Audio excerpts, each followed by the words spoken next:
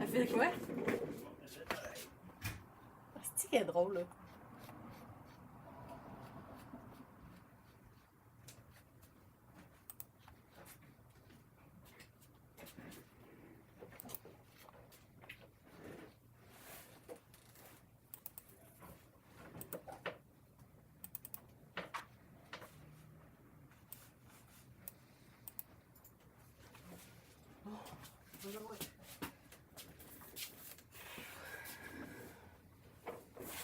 All right.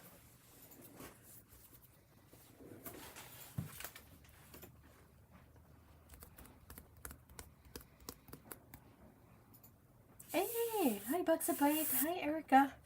Erica, how are you recovering?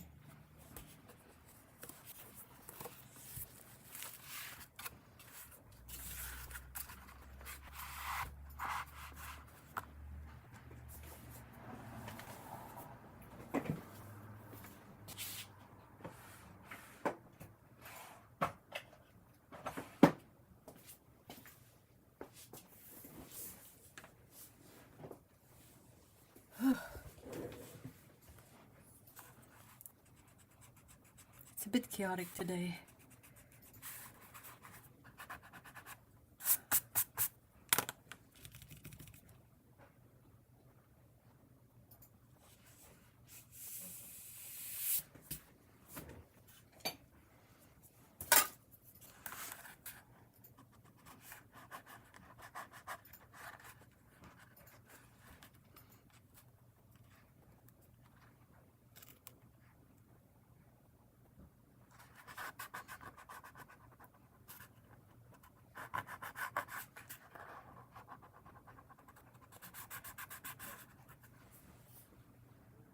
But we're still resting. That's good. That's good. I'm glad you're better.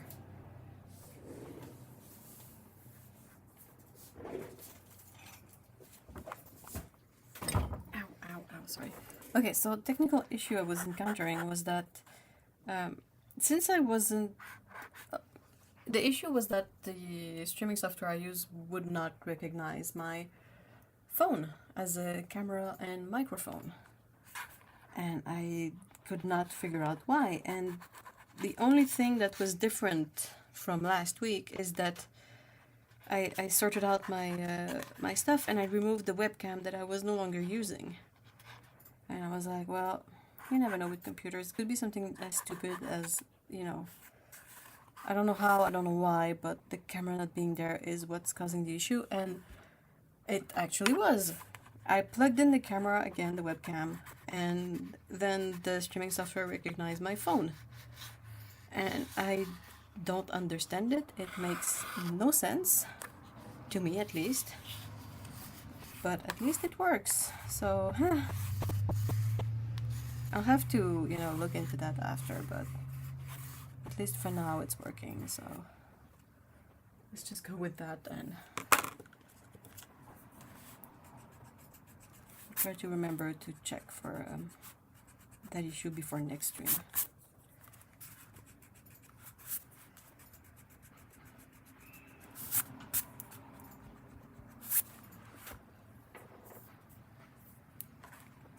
How are you, Buxabite?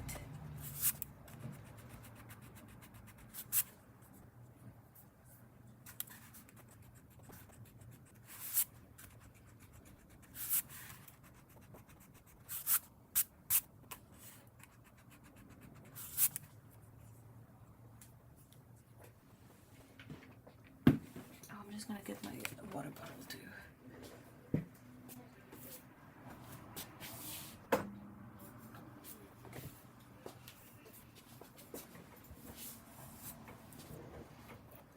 My new headphones connect to everything, including my work laptop, which is really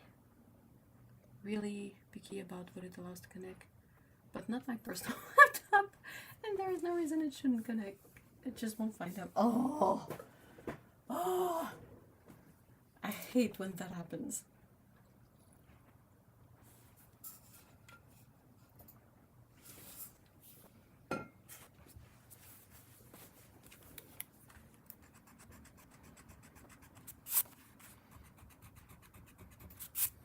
I wish I was kind of more tech savvy at times. I mean, it's all things that I could figure out if I did a bit of research, but yeah, sometimes I feel very behind the times. You know, like simple inquiries like if I have AirPods, is there a way they will connect to my phone and my computer depending on, you know, what I want to use? Like I just haven't really looked into it. Back in my days, headphones had cables. Or good otherwise. That's good. I'm glad. How are the fur babies?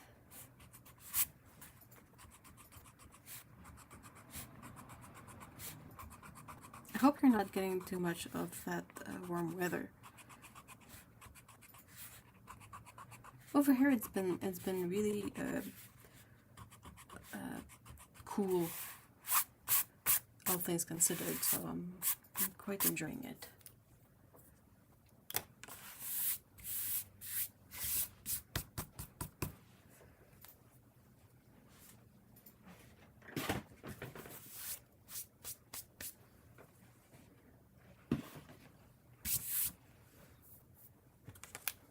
So I prepared this swatch sheet, and I'm gonna be swatching these for a future video. And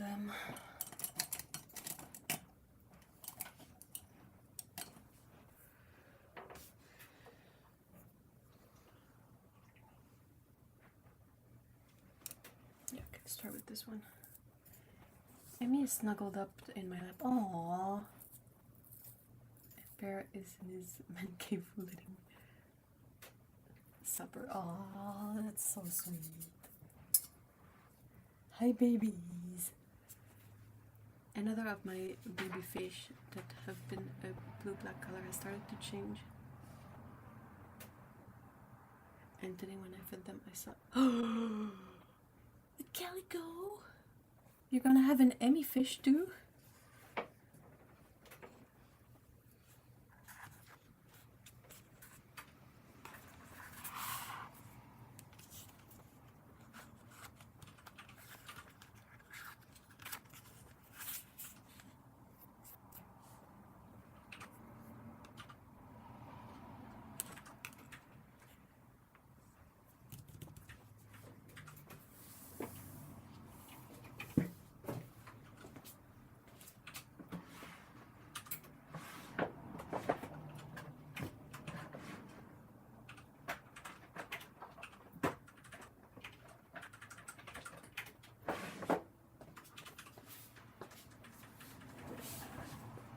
The first baby started off calico as well, but over time has settled on mostly golden orange. So it will be a surprise. Oh, that's so sweet. It's goldfishes, right?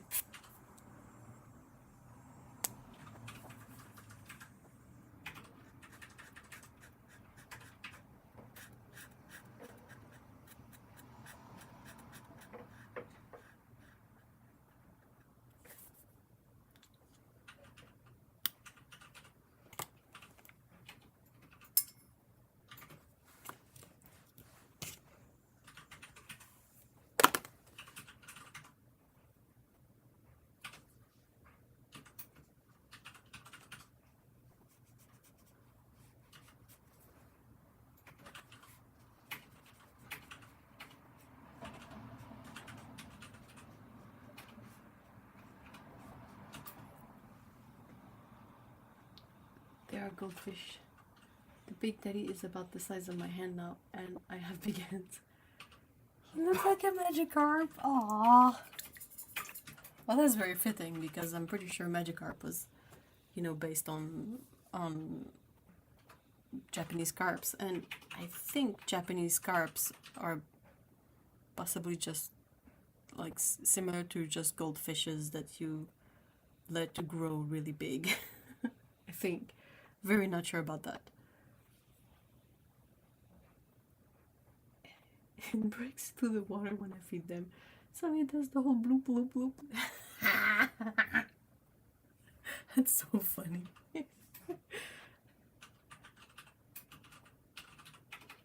the oh wait, what kind of cuisine? I guess I could say the Asian restaurants we often get our sushi from. They serve all sorts of stuff, so it's very difficult to pinpoint the culinary influences. But they have an aquarium, and it must have been goldfishes, but they're very big now. They were about the size of my hand. I have small hands, but that still makes for a very big goldfish, right? He's a greedy gut, but has personality. I love that.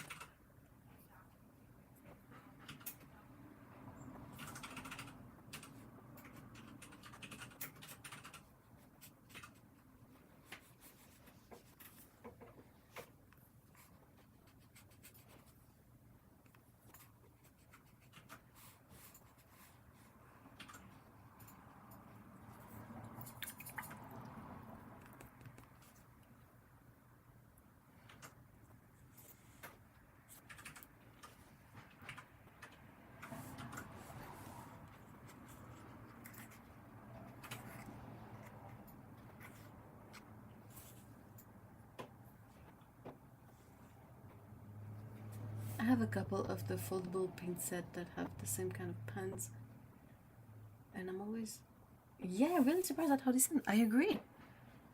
I've never encountered one of these sort of sets that didn't have perfectly good paint. And this is such a great travel format because it's very compact, and if you're able to use a water brush, like you even have a space to lock it in, and it's quite well stuck in there, like it's not gonna budge. I feel like student Kansai sort of. I would put them similar to something maybe like Aquafine. You know, like a good array of colors, vibrant. I think the main difference would be that Aquafine has probably pigment info and these do not, but in terms of just, you know, performance and color and vibrancy, they do so well.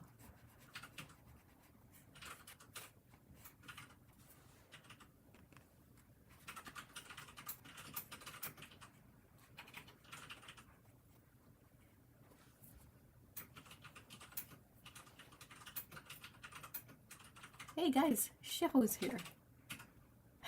She just walked by the window. She's been doing kitty shenanigans around here.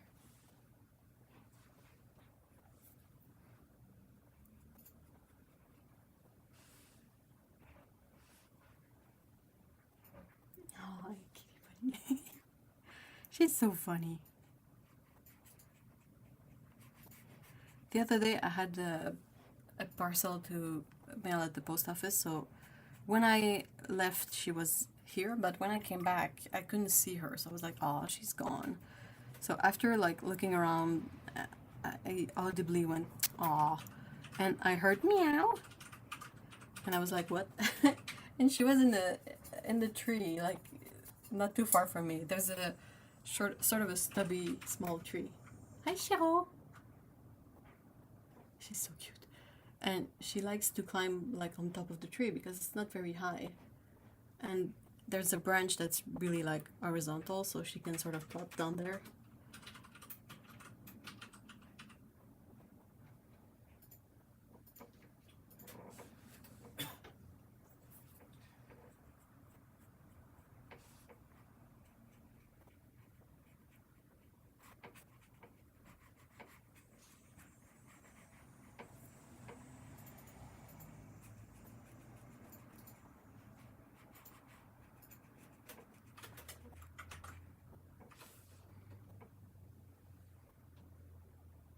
We have a lot of outside cats around us. I'm not sure if it's a British cat thing, but we've never really had a visitor cat. I don't know. I think, except after dark eating your catnip plants, they don't visit during the day. They don't even like walk around your yard. Maybe it's because you have cats that, you know, you let go outside supervised.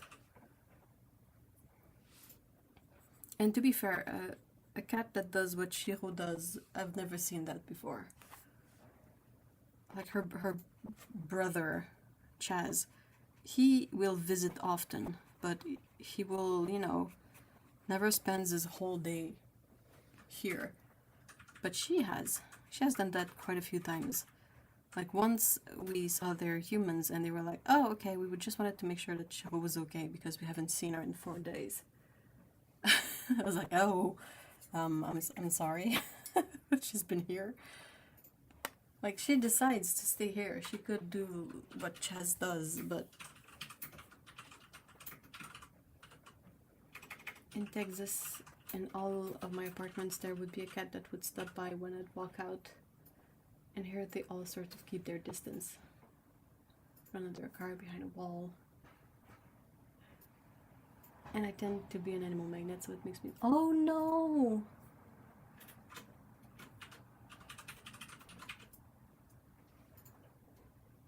She just chirped. She's in the window.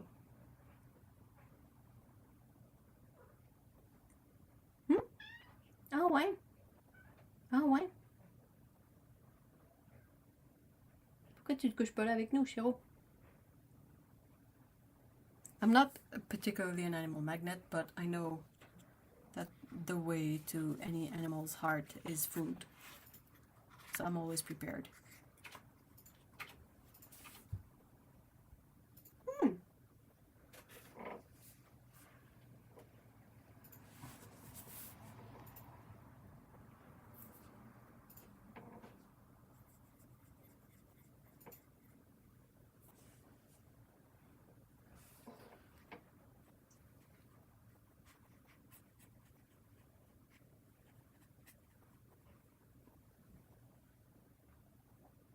It may just be suburban cats' lives here. Well, they know they get fed, they all keep their little... Yeah, I don't know.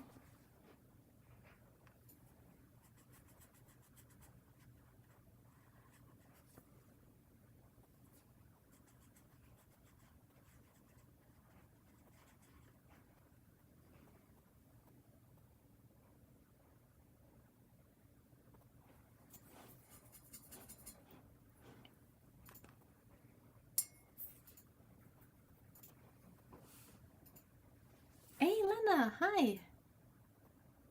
Hello.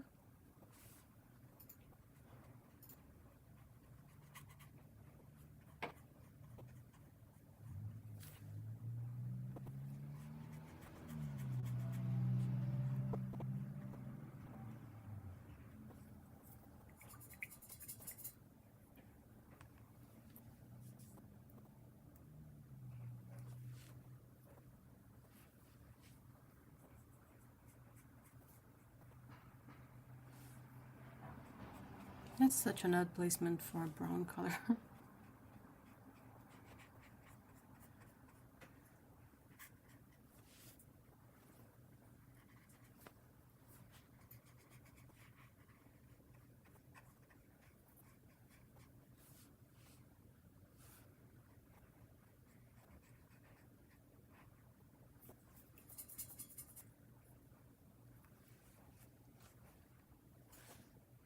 So you asked if it was warm here. It's 13 and raining, so full on British summer.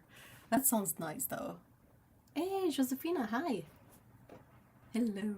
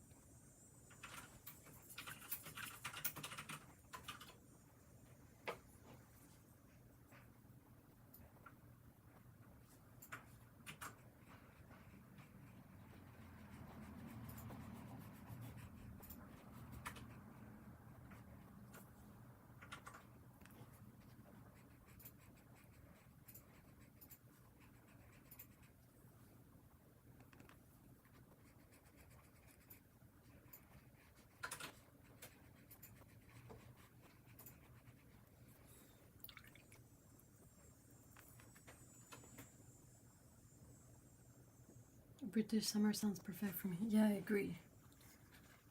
Except when you get like heat waves. But I mean, not a lot of people like heat waves.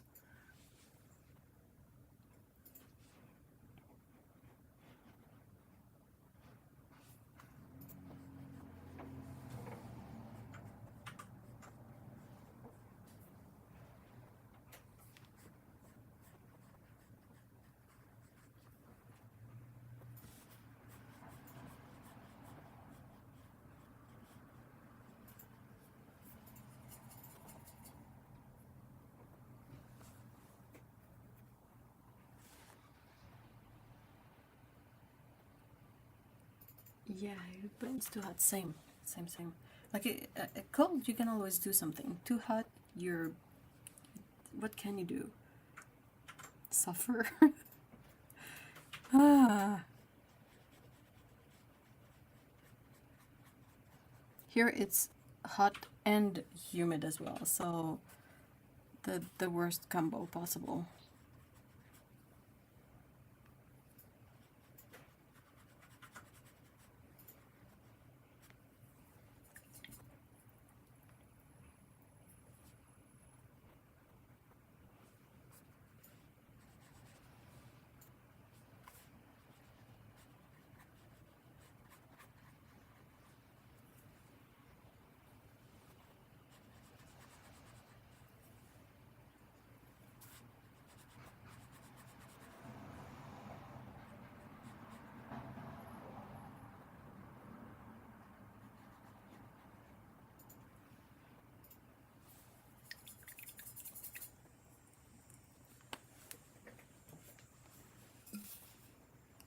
We actually had rain here for 2 weeks now, and it's perfect. It's 40 at home, so I'm very content with a bit of rain and wearing a hoodie. Oh, definitely. I can't wait for hoodie season and pants season. Like, I have one pair of summer, what I call my summer pants, because they're this really like airy, flowy fabric. They're super comfy, but I have only one pair that fits me right now. And I will wear them at home, so I will wear them for a while before I feel like I need to wash them. And today I was like, oh, I really need to wash them. So I'm wearing like leggings, shorts, and doesn't feel right. It's fine outside, but indoors I'm like, I wish I had my pants, basically.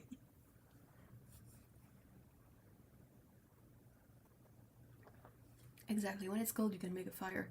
When it's too hot, everything dies.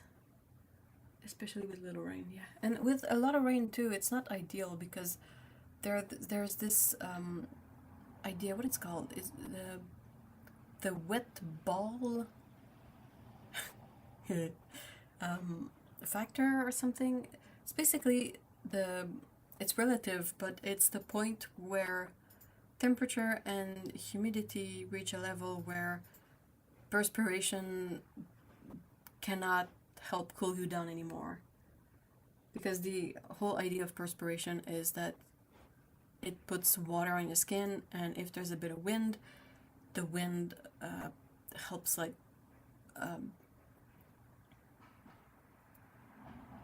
evaporate the water, and that kind of helps you cool out.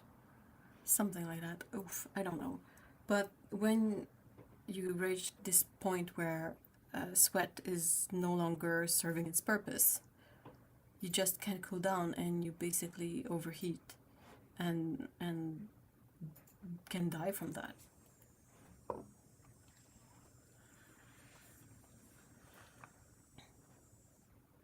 Can't wait to wear my hoodie too. Oh my gosh, yes. You can wear no pants indoors, but I want to wear my pants. That's the issue. I like wearing pants. And I usually do wear my summer pants indoors because they're really old and like really worn out. I don't know how I did it with dogs in Texas. What do you mean? Yeah, when it's too wet, it gets difficult to breathe. That too. My little Boston Terrier loved to lay on the burning hot driveway and heat up. What? But I'd carry him on walks until we get to go. Oh no. Yeah, you can burn your paws on that.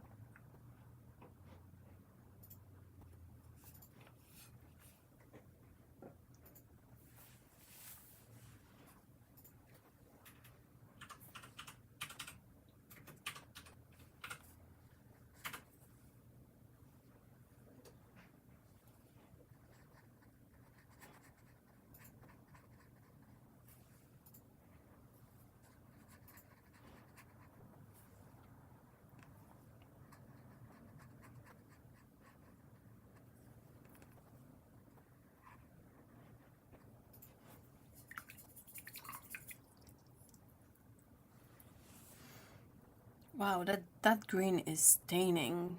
Do you see my brush? Whoa. Wow.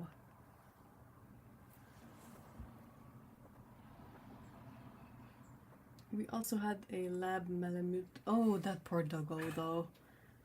And we'd get him shaved down and he had a short trip to the grassy yard, but no walks until the fall. PG7 plus plus plus. Obviously. Oh, malamute. They like the cold. They really do like the cold.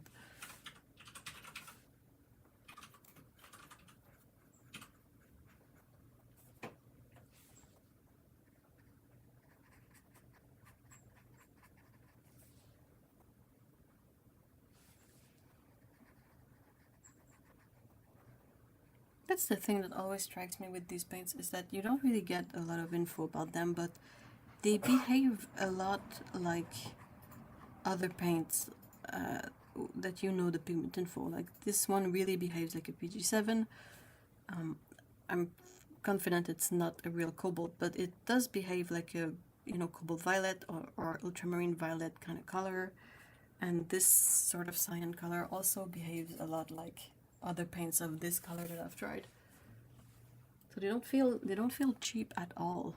Like, not one bit. I picked him up from a dude giving them away out the back of his pickup truck in 40-degree heat. Oh my gosh. We had very good AC, so it was good inside. Oh, that's good. That's really good.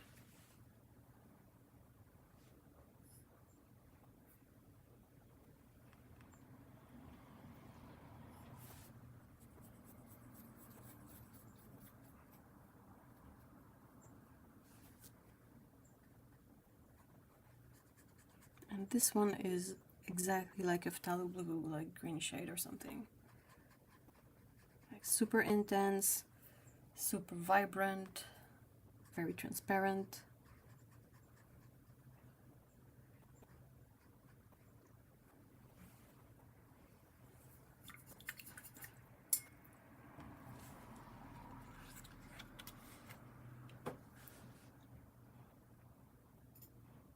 It is a really nice set of greens. I agree. I really like these three especially. Phthalo green is always a green that confuses me regardless of where you find it. But yeah, this looks like it's this very similar hue to dioxazine purple. You have a good red here, a good sort of magenta color, nice oranges, good yellows. I'm excited to see the last 7 colors here.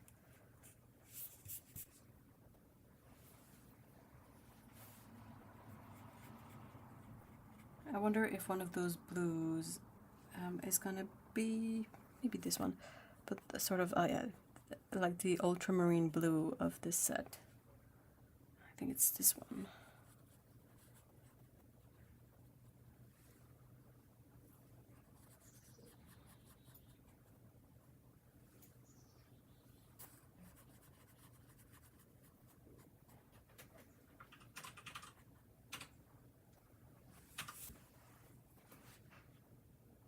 Hey Melissa, hi! Is this a new palette or the one? This is a new one.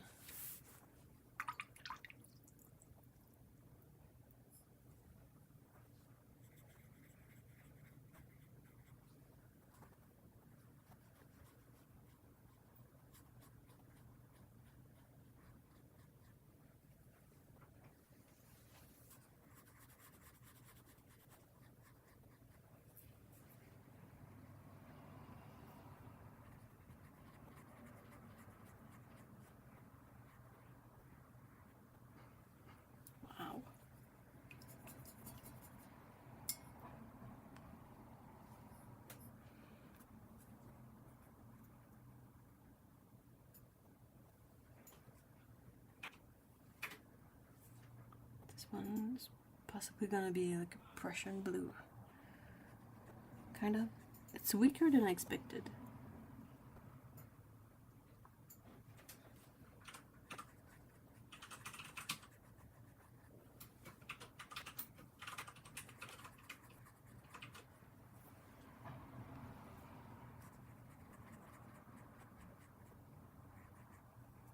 Like the paint itself in the pan is so dark that I really expected it to go darker.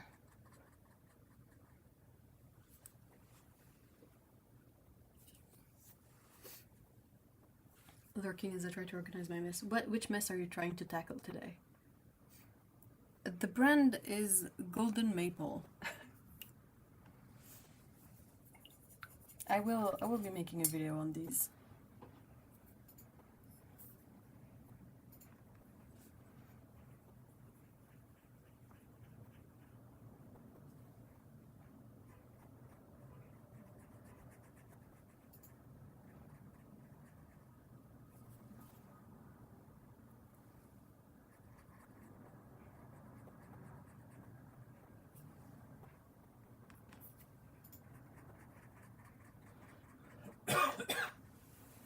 This one is really dark and intense. Oops.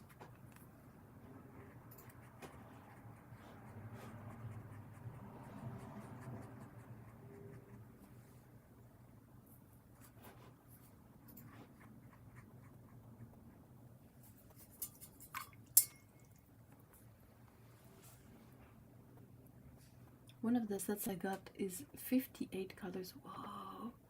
And if you don't feel like mixing, you've got a lot of options. Definitely. With 58 colors, you don't really need to mix a lot. Piles of art supplies, plant stuff, and art books. Ooh!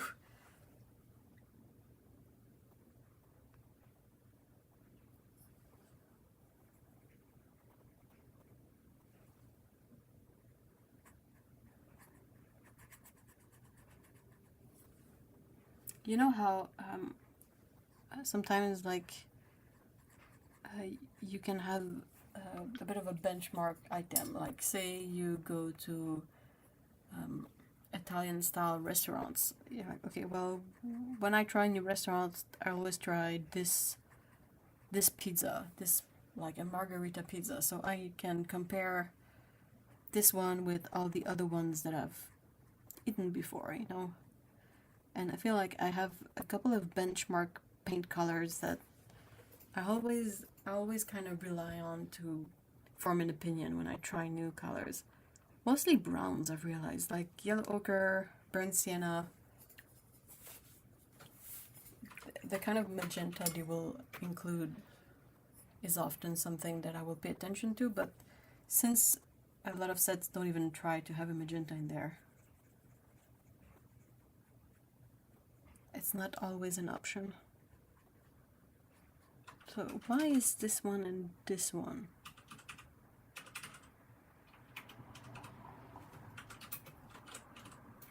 I wonder if they'll be different a bit more as they dry.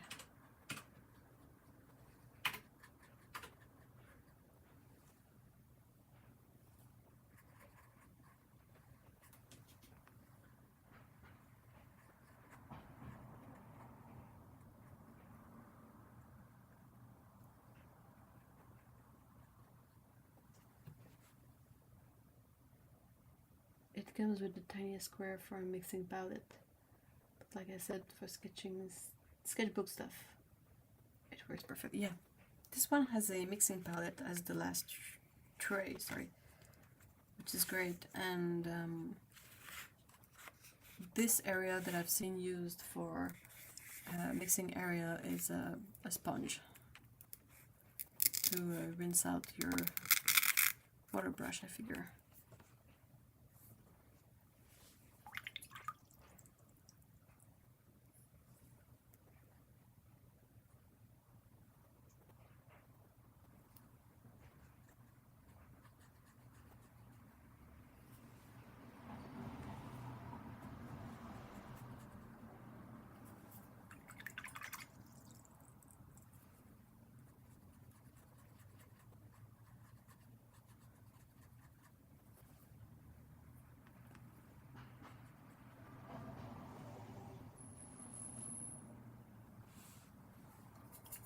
have the white left to swatch. I should have made my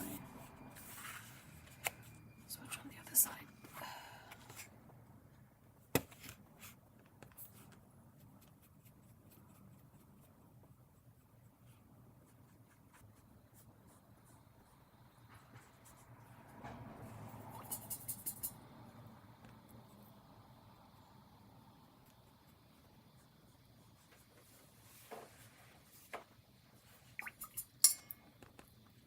So what I'll do for now is, you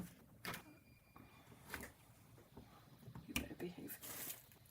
I'll just quickly check out the washing machine and also switch off my water for part 2 of this stream. Just be right back.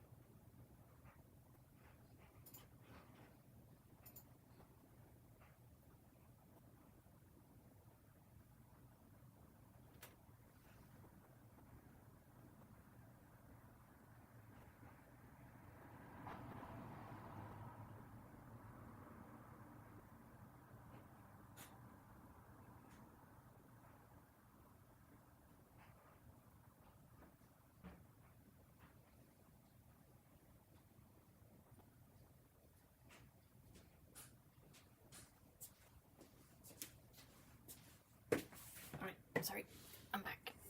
Up. Gonna need this, like this.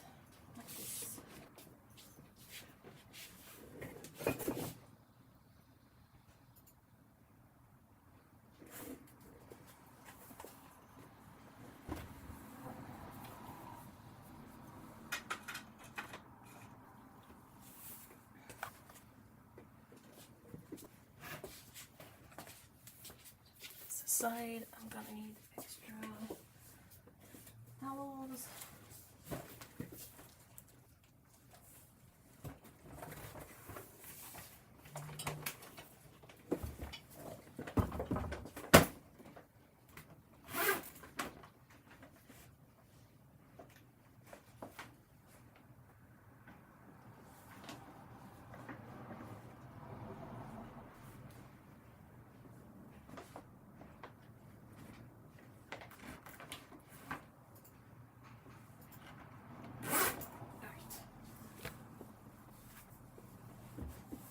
So what I want to work on now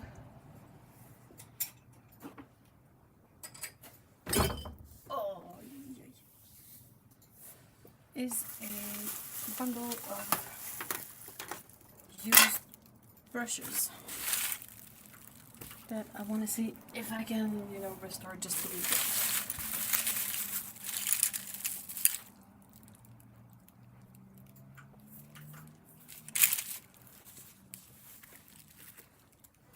So I have a brush cleaning dish here. Also have brush soap that I added a bit of water. That's an old. Ew, gross. The brushes here, some water. And this is not the water. This.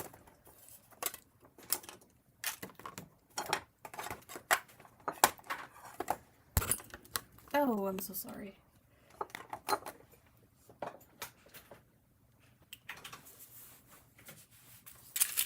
There's nothing particularly amazing in this assortment of brushes. What was amazing about this assortment of brushes is that they came with vintage Winsor & Newton colors.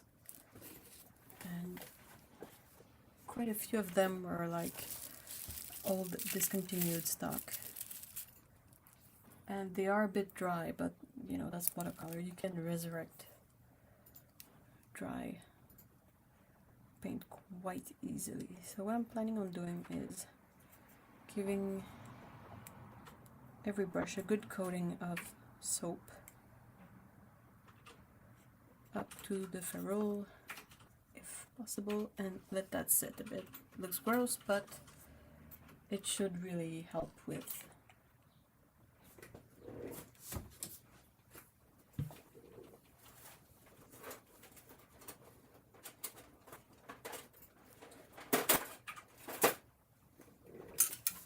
getting some of the grime out. So it seems like the story with these brushes is that they were from an estate sale or something. Someone was selling all of their old paints. And someone else bought the lot of brushes and paint and sold them as some kind of decor element for a really good price. And I saw that and I was like, oh my gosh, this one is losing all of its hair. Can you see? No, I'm not a happy brush. Oh my gosh, hairs for days in there. Gross. Alright, how can I clean this up a bit? Maybe with toothpicks.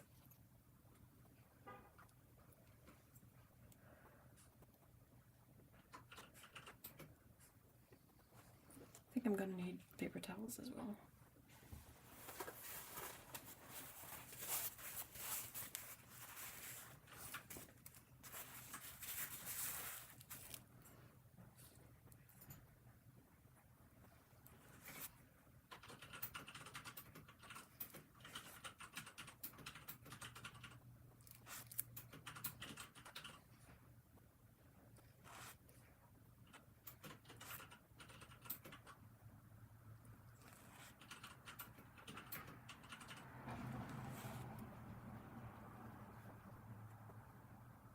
Alright, not bad, not bad. I got quite a few of them out. Oops. Q-tips would grab them. I also have Q-tips if need be, so.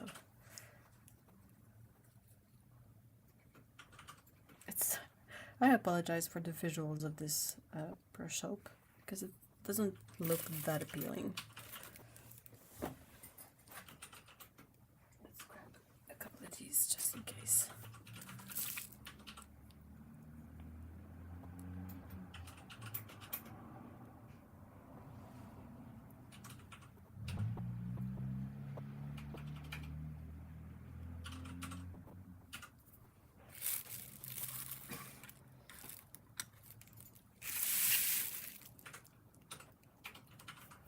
So what have you guys been up to this week?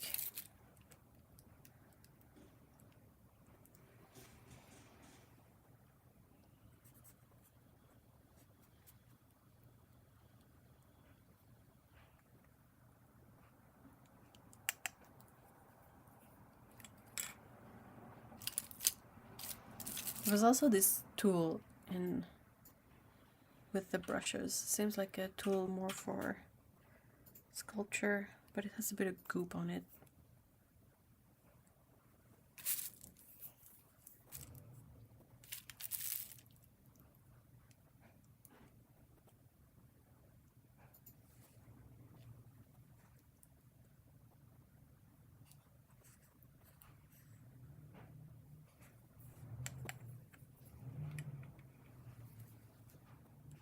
Brush soap is one of those items in my house that I can't find until I buy a new one.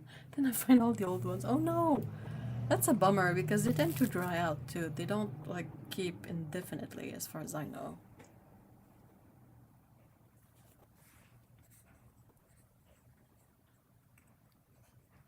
Like this is my old one. I also have a newer one, but it's one of the small containers, because with watercolor you don't really need to wash your brushes with soap that often, you know.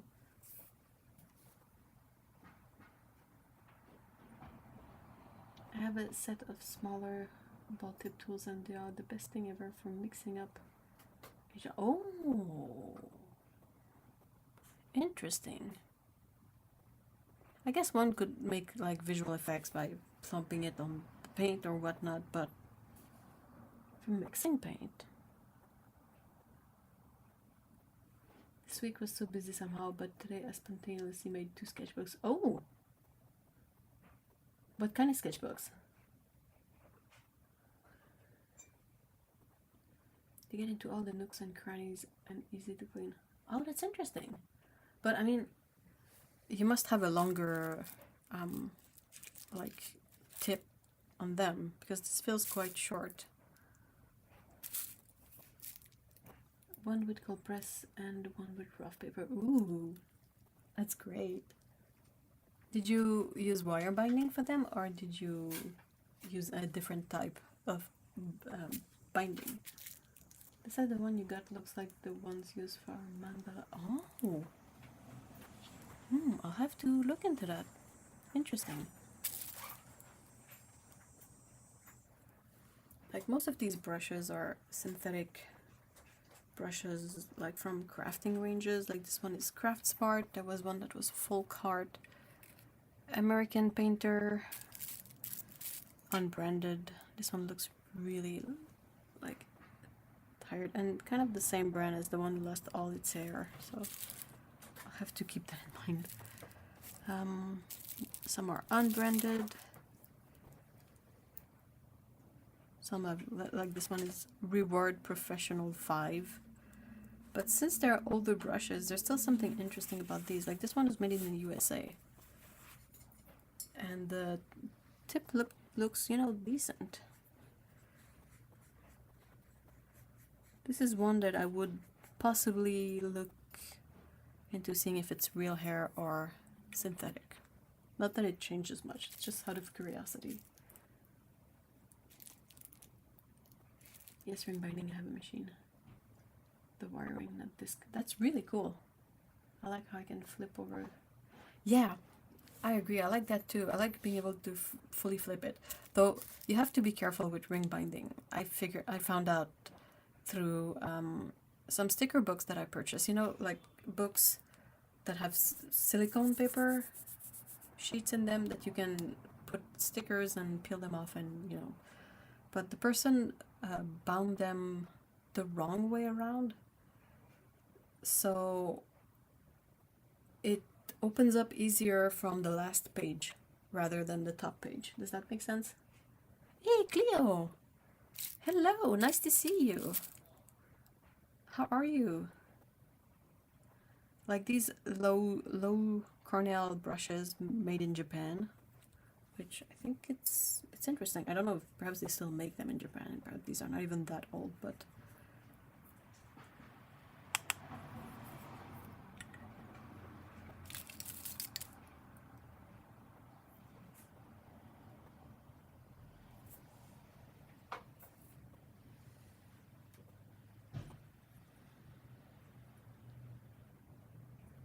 this is so goopy. Sorry. A toe! Oh my gosh, it's a toe. I'm feeling very paintery today. That's great. What are you working on? Hold on. I need to go back a bit. I'm painting, trying out watercolors from the person Ev mentioned last Caturday. Sila Paint Co. Oh, you got paints from Eliza. Which colors did you get? As someone whose job is UI, accessibility, and finding things that could be done in a better way, brushes suck for losing the right. Yep. Oh my god, I actually made this mistake today. One is bound right and one the wrong way. See, like I would have never really thought about that before, but then I ended up with an item that was bound the wrong way, and I was like, oh, you can bind these the wrong way. Oh, good to know. Good thing to, you know, keep in mind whenever you buy wire bound stuff. I have so many brushes that are well loved that I can't replace because all of the writing is worn off. Oh no, well if they're older brushes too, I mean, even if the writing was still pristine, you couldn't replace them because they don't make brushes like they used to. So many beautiful. For now, I'm washing these secondhand brushes, and I painted swatches in the beginning, and I will probably go back to the swatches at the end of the stream because the paint will be dry and I'll be able to peel off the tape, which is always a fun part. Fuego, yellow gold, Neil Sherry, marine unexpected rather than blue, and there was a sample cobalt blue and Hansel. Oh, I didn't know Eliza had these paints. I'll have to check it out. Fuego and Neil Sherry, sorry.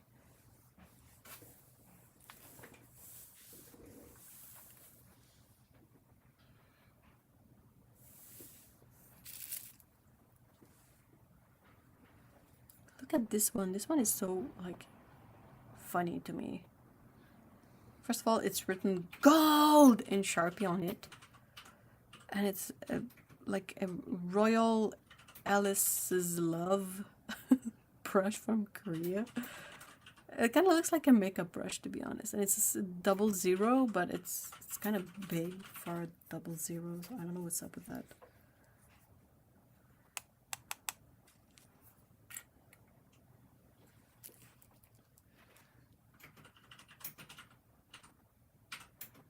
Maybe it was 2 Caturdays ago. This was from, oh, Arts to Embers. Yeah. Yeah, that was the, that's not the same person, but I think it was from a previous live stream, yeah. Arts to Embers is also in the US, I think. So it's probably more convenient for people in the US to get stuff from him, while Eliza is in Canada, so it's more convenient for people in Canada to get stuff from him.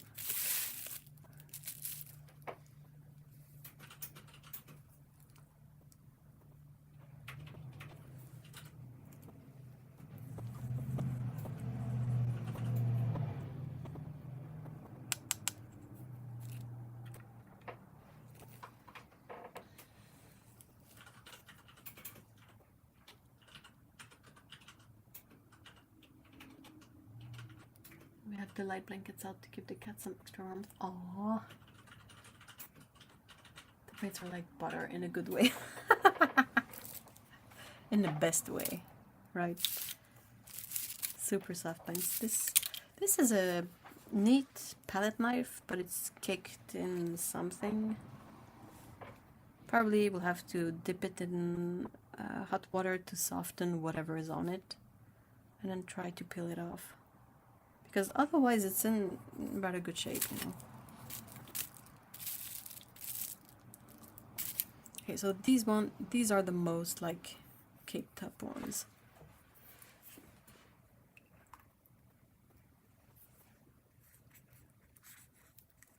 Let's put a good juicy coating of soap on it.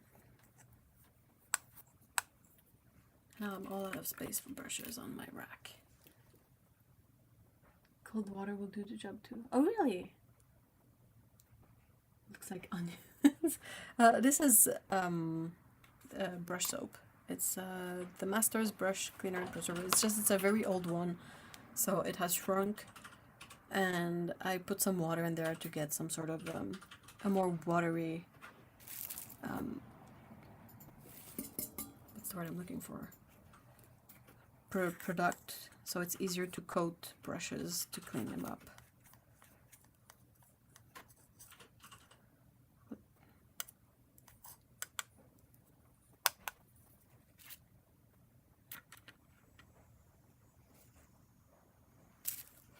So the fun in these brushes is for once they're cleaned up and good to go, they can be fun for textures.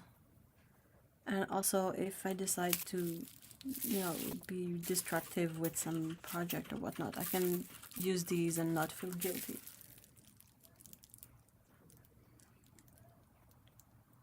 I've killed so many palette knives that I took a punt and bought a set that are all metal. Ooh, so no handles to snap. Ooh, you can bend them, but you can sort of bend it back, right?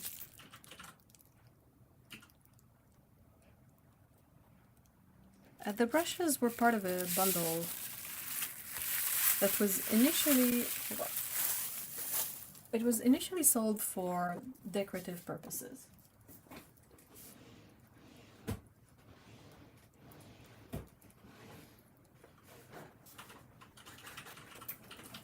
Thing is, it came with old paints as part of the decorative bundle, and not all of these are from that particular listing, but a lot of the old paints were old Winsor Newton and a couple of Grumbacher as well. So these are the Grumbachers. I left them in this box. Some of them are still like soft a bit, but the Grumbacher ones, there's nothing really special about these. Like, they're probably very serviceable, but they're not exactly like rare or unique. The Winsor Newton stuff though is a bit more interesting. So there was this new Gamboge, and the thing is that with older Winsor Newton there's no pigment info on the tubes. But yeah, so new Gamboge, sepia, burnt umber, yellow ochre, burnt sienna, ivory black, Payne's grey. This one is a bit more recent, but still all of these were made in London, so that's older stock. Then you have alizarin carmine and a couple of more in this brown madder, so that's the PR206 discontinued pigment. Then this rose madder genuine and R9, Winsor green, that's probably PG7, so not special. But Prussian green, that one is more special. Winsor blue and indigo. So these older paints are what made this bundle really attractive. I will eventually open these and put them in a palette and swatch them and all that, but I'm not mentally ready yet to tackle this.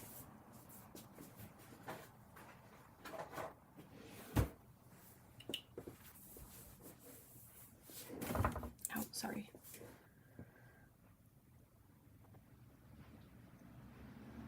super duper springy, which is great, except when you're feeling bad. Oh no, how many pens did you send into orbit with it?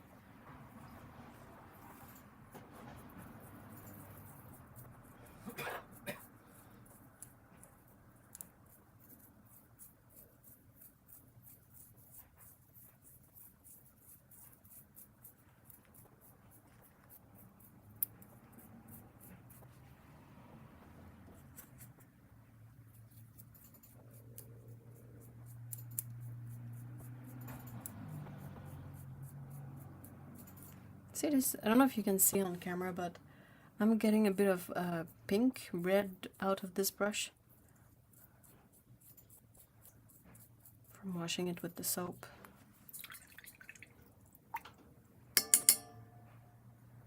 Shape it up. Not too bad. This one is a Liquitex Klinsky Plus round.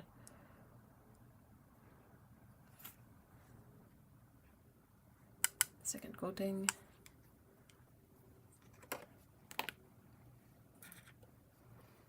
Okay, so this one is the one that was losing all of its hair.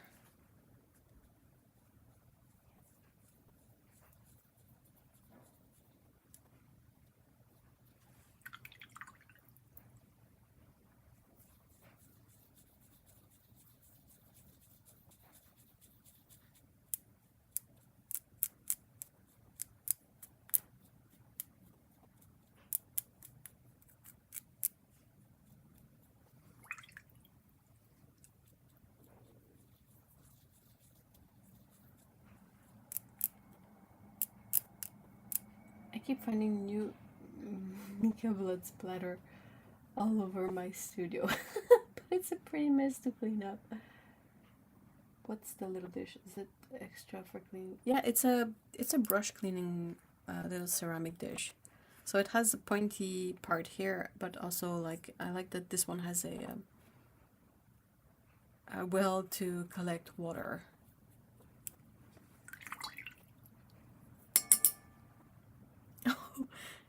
It has shrunk quite a bit, but not losing hair anymore, so let's clean up the volume. See, it's really gritty, so kind of terrible for cleaning with a paper towel.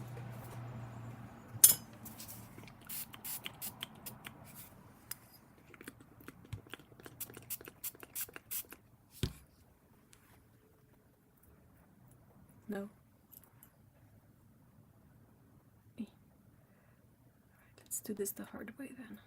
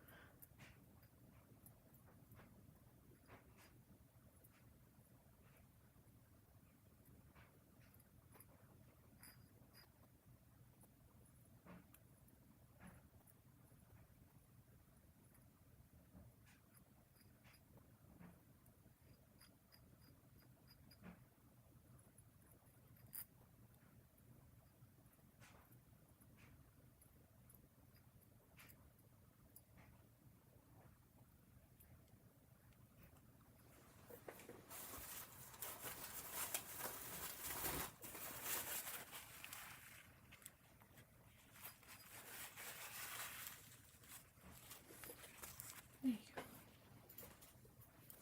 All clear. I've never seen that. So neat. I've seen it as a, you know, just a flat plastic disc with the spikes on it. And those, I think, are intended to be dropped at the bottom of your cleaning container, and you can just scrub your brush on the bottom. But it would always bother me because I feel like those plastic ones, the spike are so far apart that when you're trying to wash smaller brushes, it doesn't really work that well. So I spotted this one eventually, and it was really inexpensive, so I was like, oh, you know what, let's upgrade.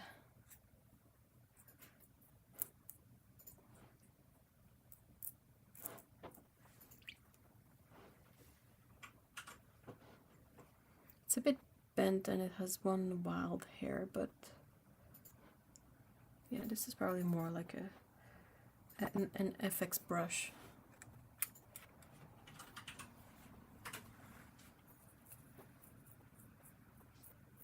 So what's the advantage of buying secondhand brushes?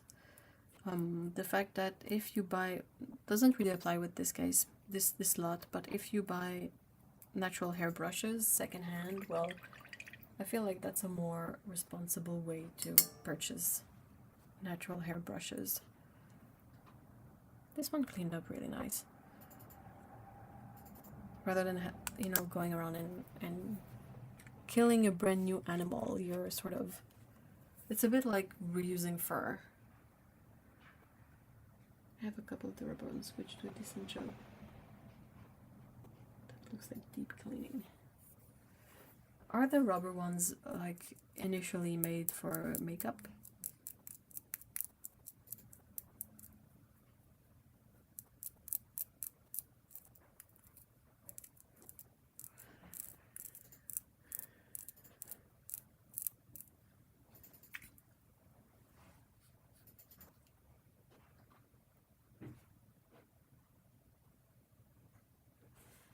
This one had a bit of weird crud stuck at the tip.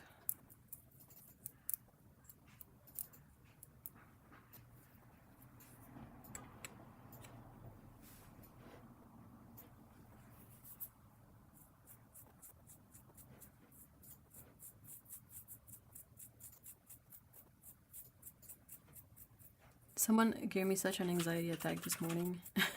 Not attack, but a big like boost in anxiety, because I managed to sell a book on eBay for quite a substantial amount of money. It was a, you know, it's one of those discontinued books that are a bit more rare and a bit more difficult to find. And I did what I always do, which means I pack it well, buy the label through eBay. It comes with a shipping label and a tracking number, and this one was a local, you know, parcel, so even easier. It's tracking and everything, and I always keep up on whatever I sell if it has tracking, and I saw that everything went well. It was delivered like a week ago. All good and swell. And today this morning I received a message from the person saying like, oh, I haven't received my book, and I was like, what do you mean you haven't received a book? It's written that it was delivered and all that, and I was so like instantly so stressed out. Everything turned out okay in the end. The person probably moved recently, and they didn't make sure that it was the new address, so they should be able to, you know, pick up the book, but it's not like something that I did wrong, and that was a bit of a relief. But you know, the big stress happened anyway. I was like, I can't do without that level of extra stress, you know what I mean. I got them in an Xmas stocking and dropped them in the bottom of my water cup, but always assumed that was their purpose. Huh.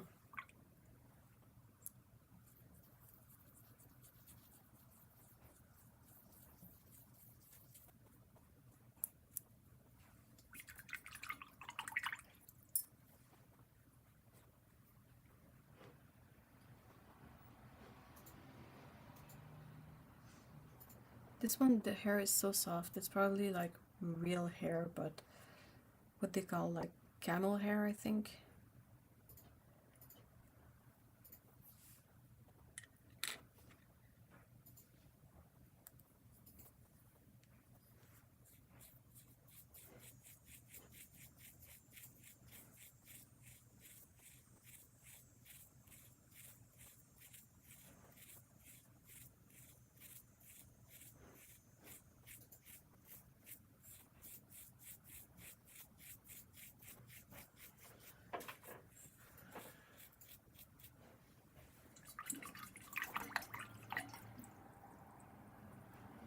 But I've had decent luck with random makeup supplies. Like if you're looking for a super fine point nail brushes do the trick.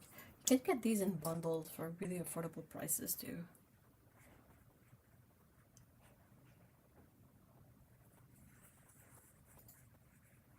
I think you might possibly be able to find like those silicone tip tools from nail supplies as well.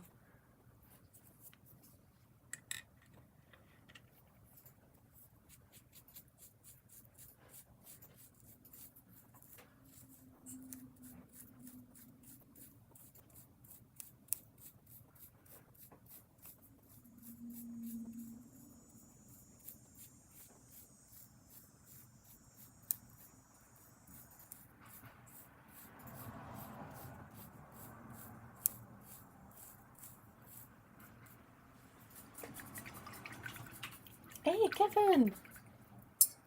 Hello! How are you? How are ya? Sorry, that was just brought back to a conversation I was having with Mr. E about how weird and difficult it is to say how are you and when you're not native English speaker. Like it's a really weird bunch of sounds that are kind of difficult to articulate well when you're not used to it. So we were joking about ways to say it to make it the easiest way to say it, but not necessarily the most,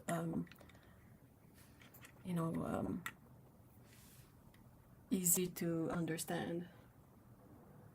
So we went down a kind of a rabbit hole of saying and just like butchering it up on purpose.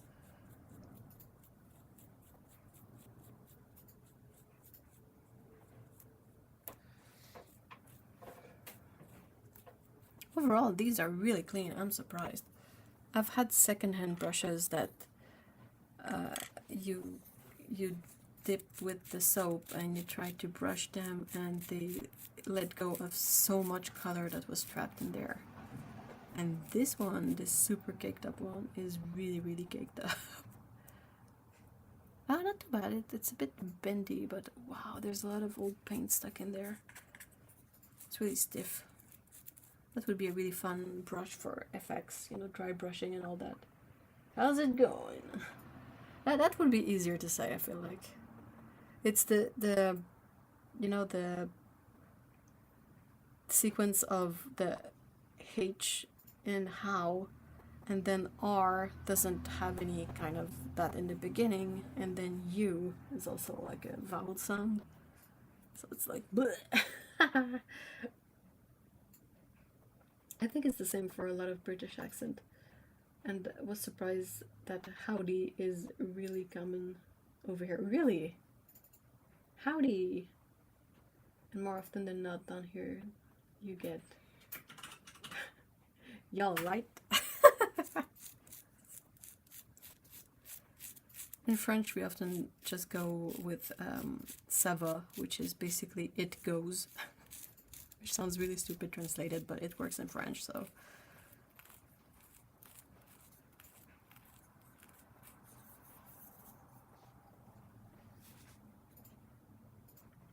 Oh, which one was I doing just before?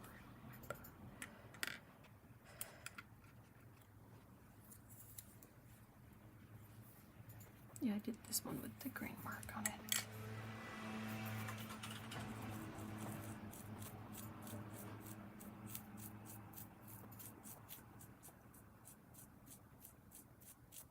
And if you're visiting, that is not an invitation. You repeat it and move on quickly. How is it going?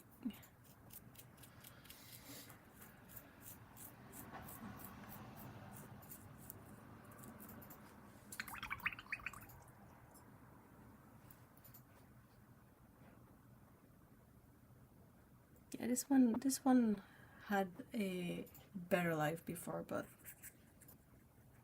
might just end up in the dry brushing pile. Or the inking pile, sometimes ink is really nasty on brushes, so if you need to do a bit of rough work with a brush and inking, you don't want to use your good brushes for that. You want to use like busted up old brushes like these.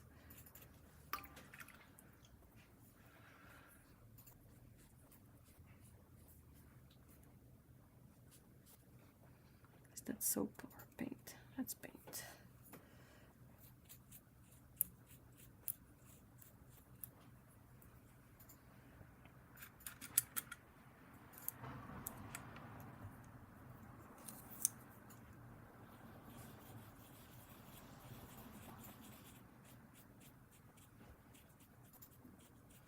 You do not engage in small talk at any cost.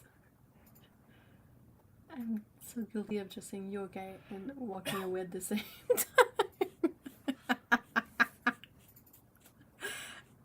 time. It's difficult to envision doing that. Unless I'm like walking by anyway. Like sometimes people, you see a neighbor you know and you're like, hey, hi. How's it going? Good, yeah, me too. Okay, bye. I know I don't feel like stopping and hearing about conspiracies and whatnot.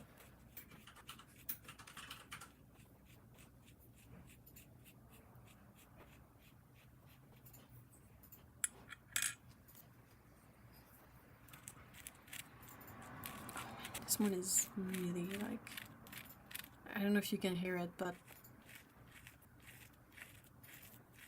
that's not smooth and it's losing bits.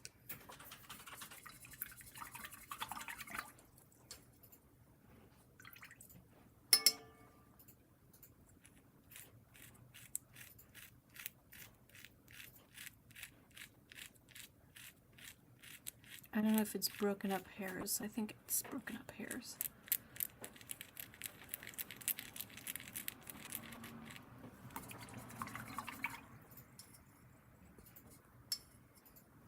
Still a bit softer than before, but it's really like there are super solid clumps in there. Oh my gosh, these poor brushes. They had rough lives.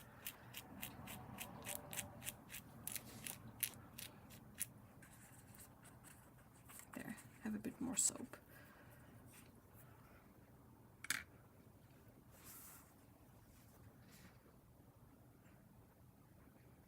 I'm using the Master's brush cleaner. You know, the easiest one to find possibly, because it's quite common, I feel. I really like that it comes in a container, because you can easily just like hold it in your hand and put the brush in it, unlike all those soaps that come in bars that you kind of have to find containers for, and it's just a bit less easy. Josephina, giving the brushes another life is a cool concept. Yeah, I kind of like it. I think of this lot, this one is possibly my favorite. I mean, it looks kind of usable still. Has a decent point. It's a bit dirty. Like you can tell that paint went up the ferrule on this one, but it's coming up quite clean. And I don't know what is Klinsky Plus, but it seems to be a good fiber because it held up well. So it's a good one.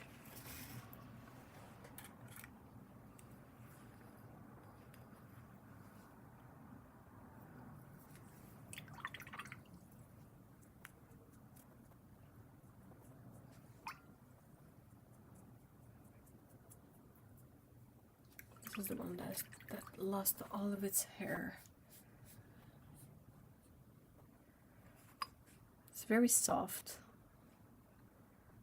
I don't exactly know what it could be useful for, but it, you know, whatever hair is left on it is holding up well.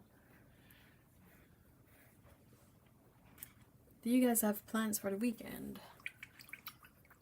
I feel like this stream is extra boring, so I'm really trying to engage.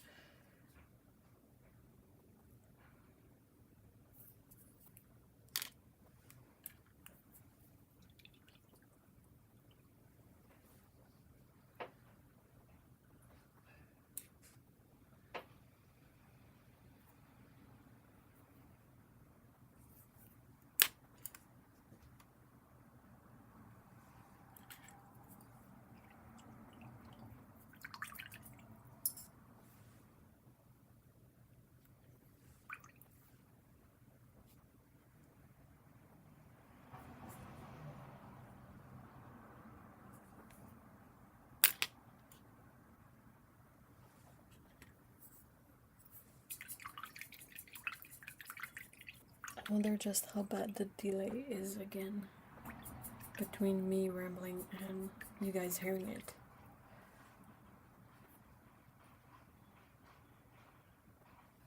There's quite a few that cleaned up really well.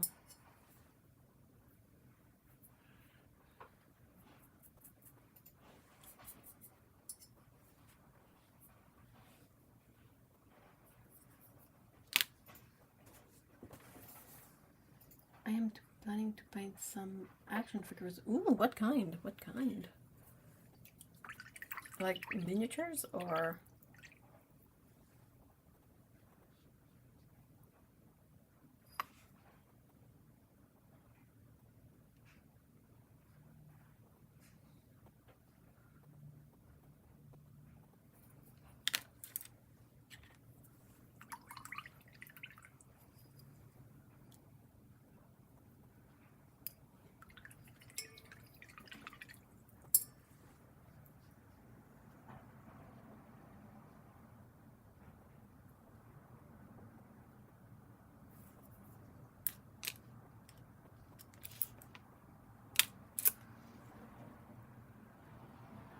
the ones you play with. Put on the board. Hold on. Then I started to paint the big monsters from Blood Rage. That sounds really cool. We're going to the Brian May Archive of Stereoscopy. Ooh! But our friends got COVID.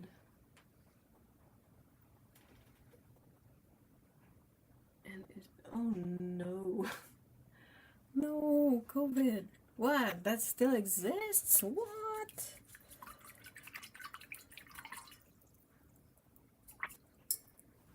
You hardly see anyone with masks at this point.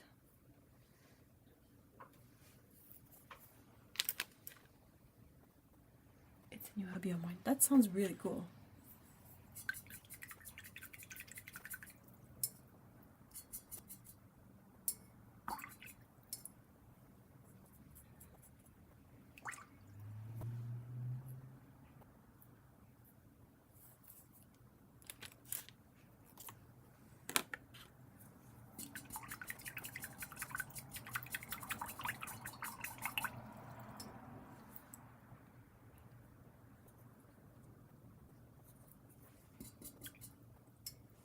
This one, which is probably was used for inks anyway, but I think it's going to be really interesting to use with inks again, because it's really scrubby and scruffy and rough.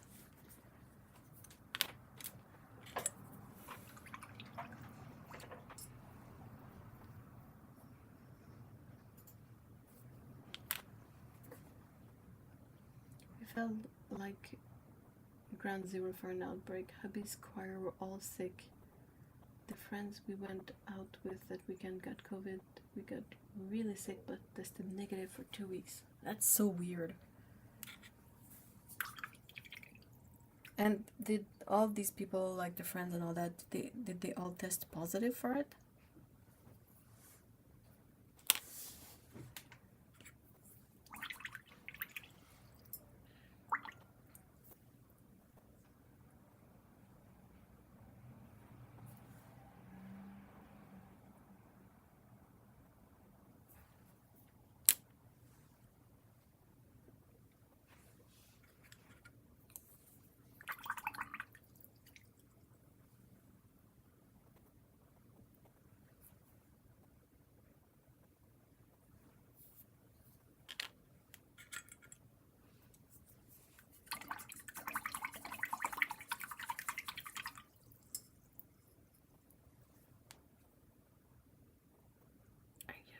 What's up with this one, but this particular one I'm gonna, you know, keep with soap for now.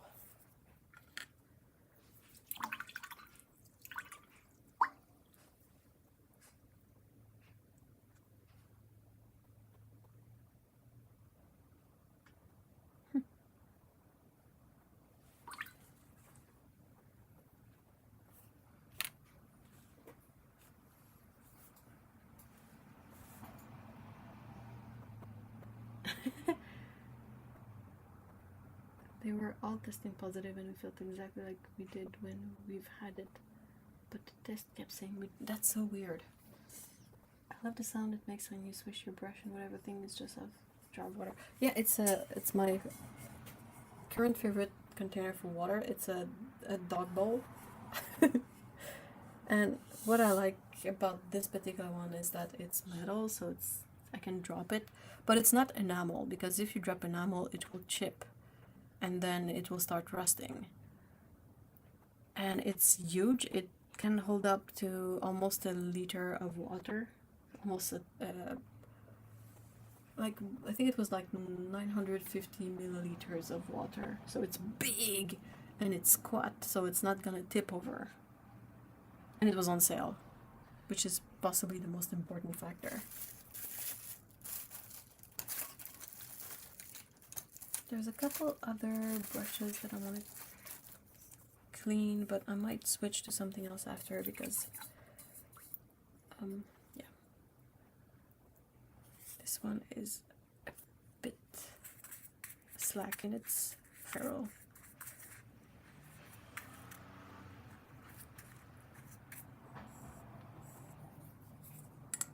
I really want to try cleaning up this one because it looks really nice. It's floofy, but it's definitely stained pink, so I want to see if that can be cleaned up.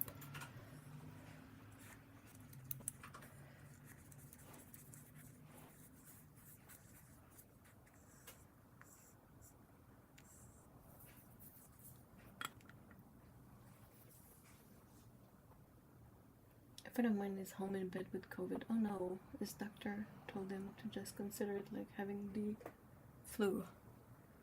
Yeah, but the flu won't possibly leave you with lung flu. You know what I mean?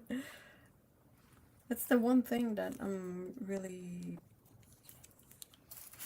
worried when it comes to COVID. It's the lung COVID factor, because it looks devastating.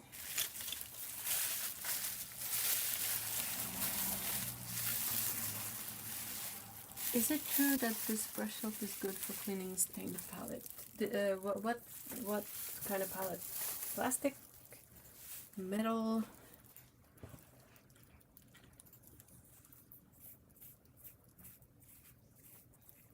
Oh, I think the pink is definitely in there to stay, because I don't think it's coming off at all.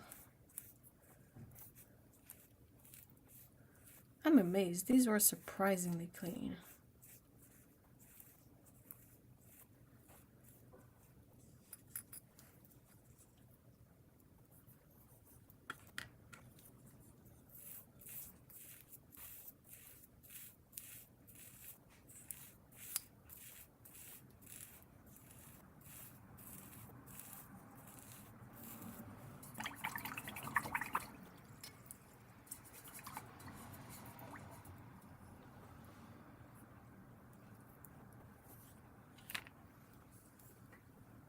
Metal ones. Yeah, I thought it was awful. The doctor's perspective was that there's nothing you can do, just go home.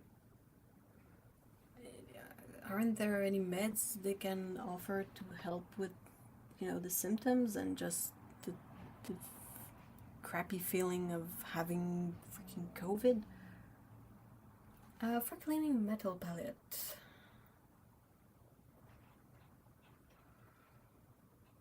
The thing is with stains, I don't feel like any soap is really good at removing stains. I think the only thing that has been relatively helpful in removing stains from metal palette has been the eraser trick that Otto has made a video about. That works really well. It's non-destructive too. Some people will use a magic eraser, but I kind of hate it because it's abrasive, so you're basically just making a gajillion tiny scratches on your palette with the magic eraser. And I don't like that. Alright, so beeping again, I'll... Non, bah, faut changer mon autre my mood whips. I'll be right back again. But c'est une bonne gorgée d'eau de savon. Oh, wow.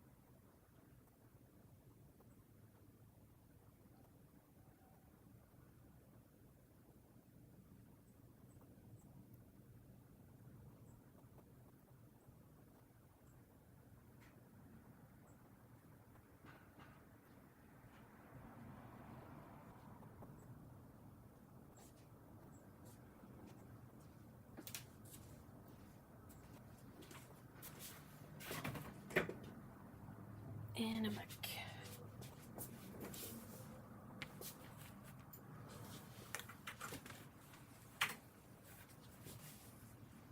Oh, alcohol.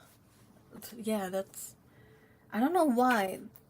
Like, I said eraser and my brain was like, are you sure? Are you sure? And I was like, yeah, that's fine. But yeah, you can use really strong alcohol, like the isopropyl. I think any kind of, is it like the 90% or 99% one? That will work on plastic really, really well. I've had success with an eraser. Baking soda is good for a bit of a gentle scrub to break in your palette and will get some stains off, but toothpaste is also scrubby enough to... Yeah, but I just hate the idea of making all the scratches in it. That just bothers me. And I don't mind stains. That's the other thing. I do too now. I bought some through COVID, but discovered that they're useful to have. Wait, what? In the UK, 90% of my GP visits have been, I state the issue. GP tells me to take some ibuprofen, and if it's not better, an idiot. Oh no!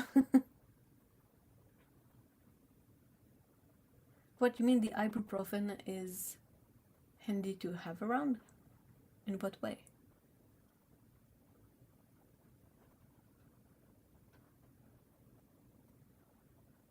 Oh no, the alcohol. Sick at your stomach, rag with isopropyl is the one my hubby can't understand, but me and my sister get it. Wait, what? Honestly, it cleans almost everything. I hate the eraser tray because I would worry about bits going into the paints. Well, I mean, you would have to do it on a empty palette. Let's say you're like taking an old dirty palette, but that it's technically clean. Then you can go wild with the eraser and then wash it again to make sure there's no bits left.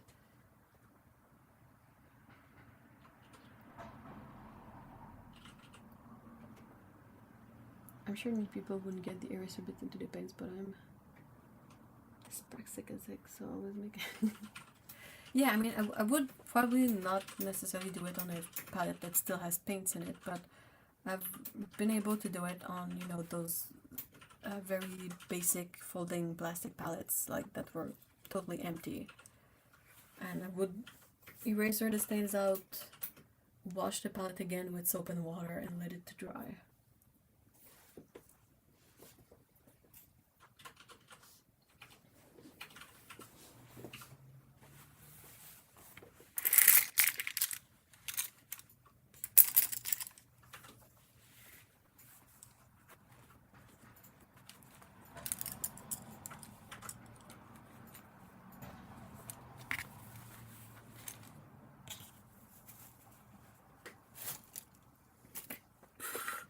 There you go, big pile up.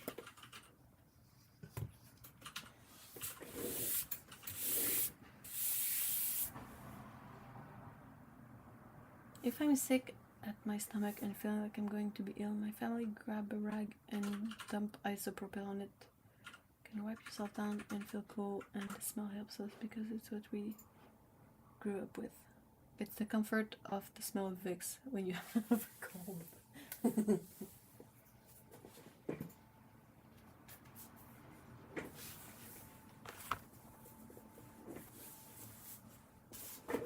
Time to remove this tape.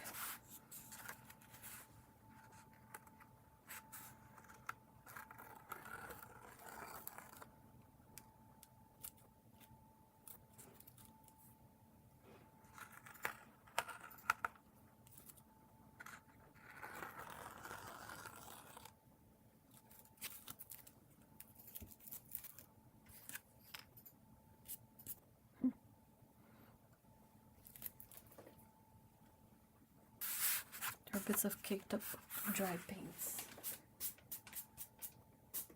that are flying from the tape.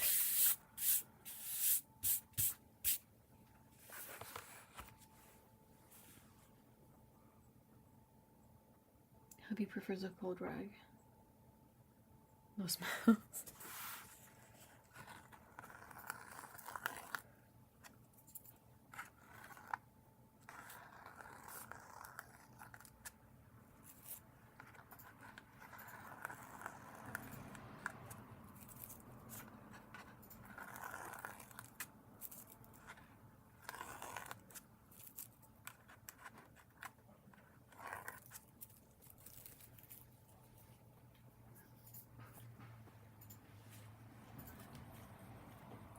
Dang it. Tape is stuck to my finger. Okay, there we go.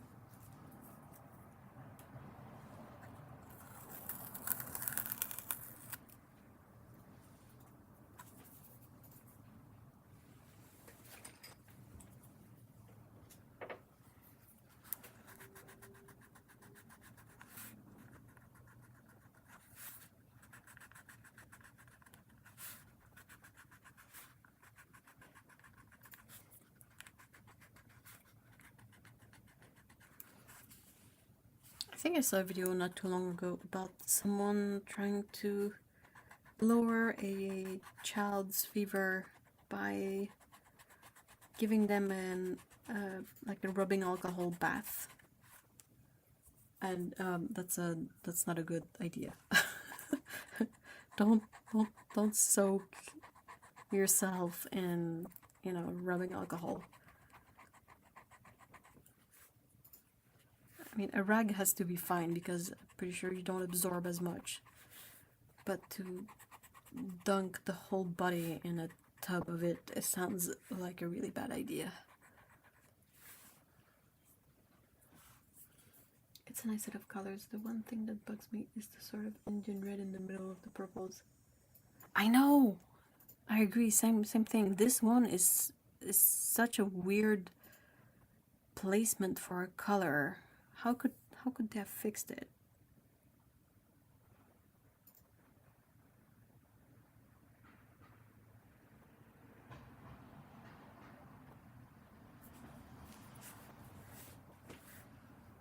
So they could have definitely put all the blue together with... So there's 6 blues, so 6 blues fit here, 4 green fit here. Then we kind of have... It's a bit of a mess. We kind of have 1, 2, 3, 4, so 5 red, purple here. So we have yellows, this weird one, and the earth tones. I would have put the white and the black together. All the earth tone together, so... And then the 2 yellows. So yellow, yellow, yellow ochre, brown, brown, black, white, blue, blue, blue, blue, blue, blue, red, magenta, purple, purple, purple, green, green, green, green, and oranges. It's not a nice, it's not a flowy rainbow effect, but it's I think it makes my brain happier. Thing is, I don't think these are removable exactly, so kind of stuck with them in that place, but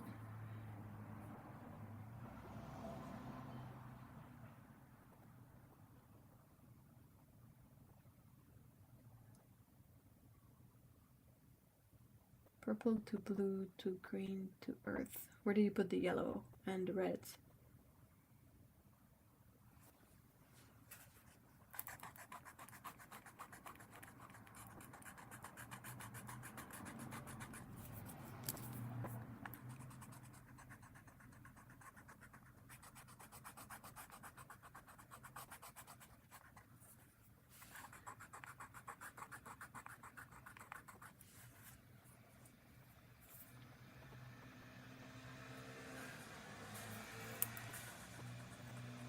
The white came out a bit dirty. I think that's because I had forgotten that these pens are not great for making black swatches, because you really have to let them dry for a really long time.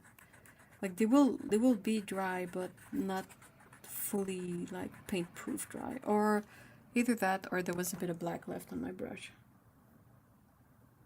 My palette order is yellow, orange, red, purple, blue, green, earth tones. You need to put the pinks in between the red and the purple.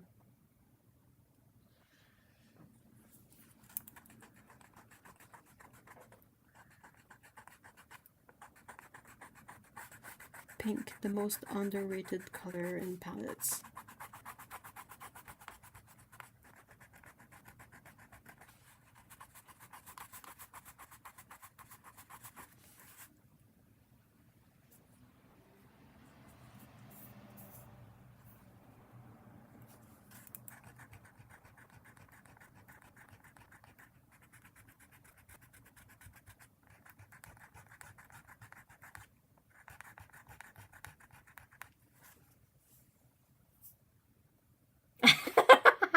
Yeah, don't offend Otto.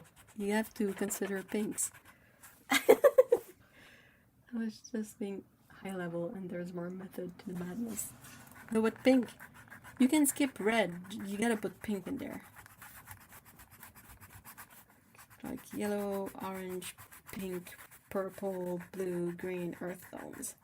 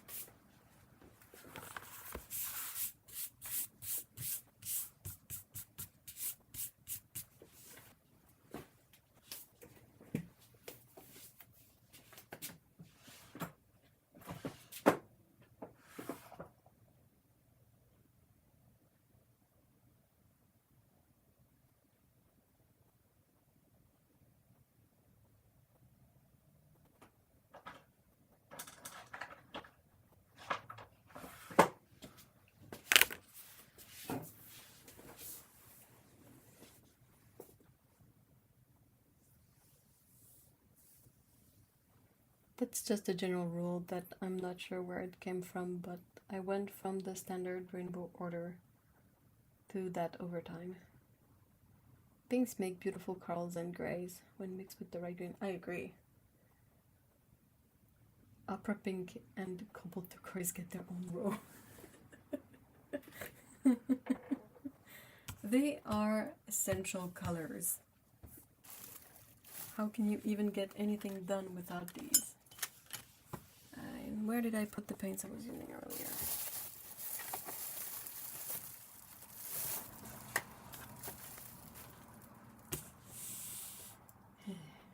That's always what happens.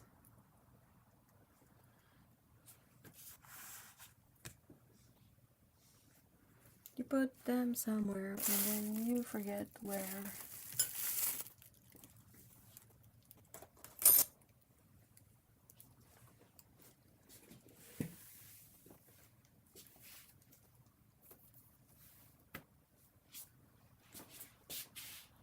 Come on, brain.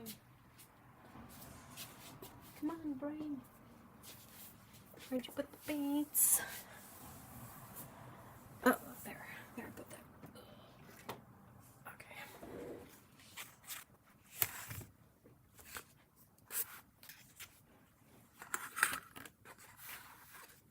You just can't mix them no matter how hard you try, and they're worth it. I agree. I mean, any kind of magenta, you just can't mix it. And cobalt turquoise is so unique with its hue and texture that, yeah, good luck mixing that too. Though I can live with a magenta and a good cyan, even if it's not like a teal color. But I struggle a lot more if I don't have a good magenta color. You can't mix it. Like, red and white doesn't make pink. It's a freaking myth.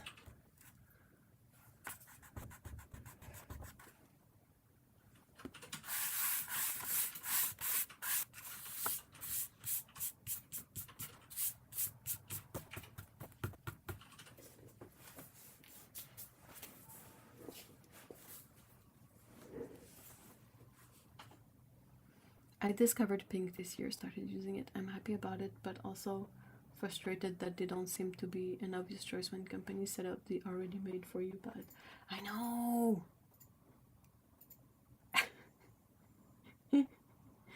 Like, they always put, some companies are really, really bad about this, but to have like two yellows that are very similar, then you have an alizarin crimson, which is the cool red, but it is a cool red, it's not a magenta, and then they have a warm red, and then they have two blues that are very similar too, and you're like, ah, but what about versatility?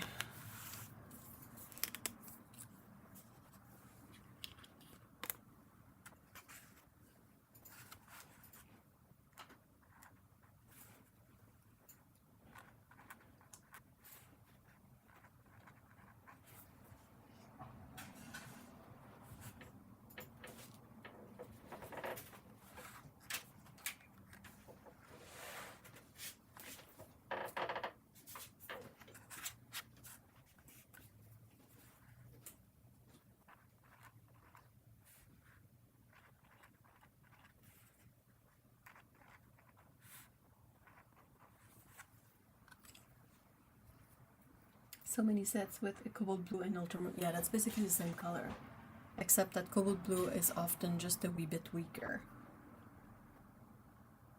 And a few that the additional is Prussian blue. So all sort of the same. Oh yeah, Prussian blue makes for a really, really terrible cool blue, in my opinion. Even when they put me a phthalo blue yellow shade, I'm always a bit annoyed regardless.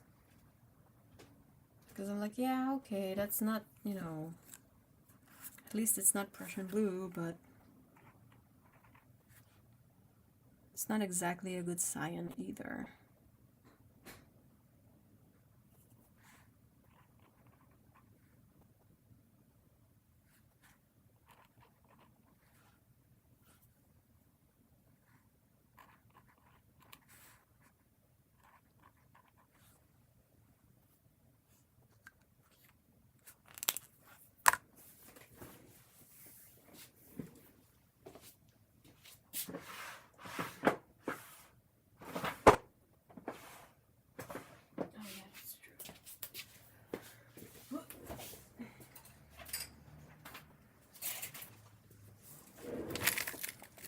put all my white pens in this.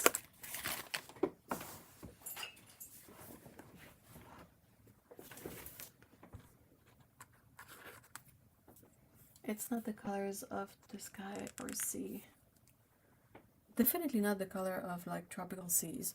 Sky is a bit of a weird one in my opinion, because I often feel like sky, like I want to paint skies a more yellow blue, but when you look at it, at least over here, it is kind of a diluted ultramarine blue kind of color. But it still doesn't really feel right.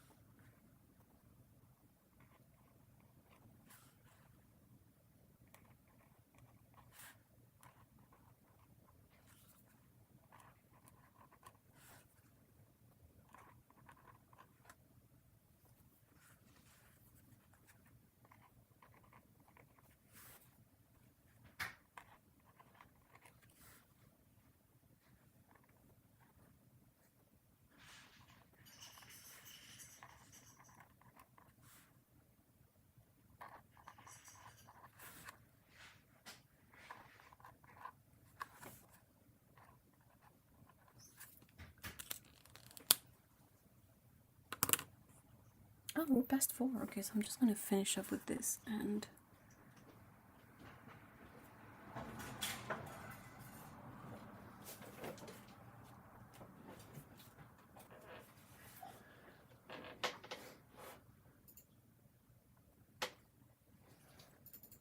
this one is a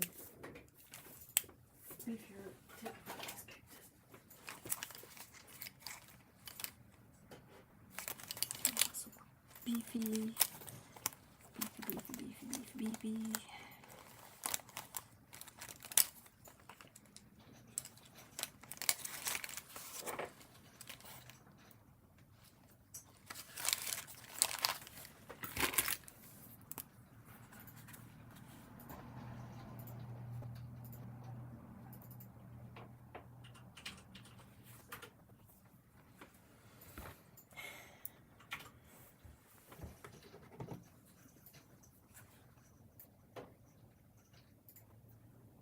This one sucks. Great. At least the beefy tip didn't suck.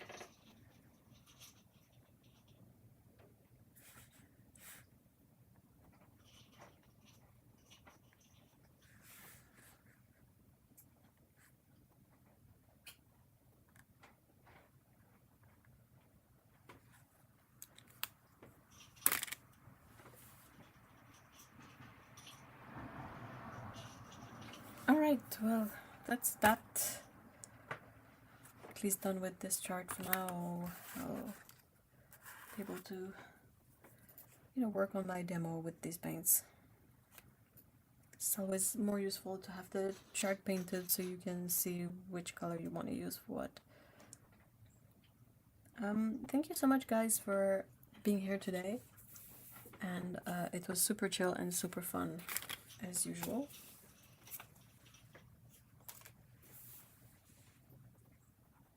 And yeah, I hope you guys have a really good weekend, and we should be able to see each other here again next week.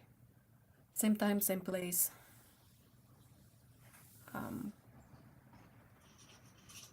Yeah, I think that's it.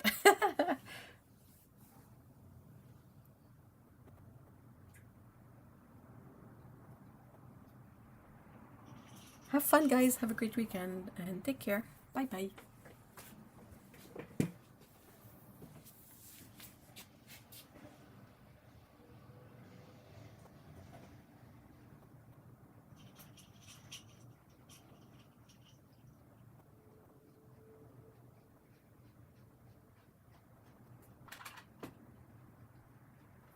This week.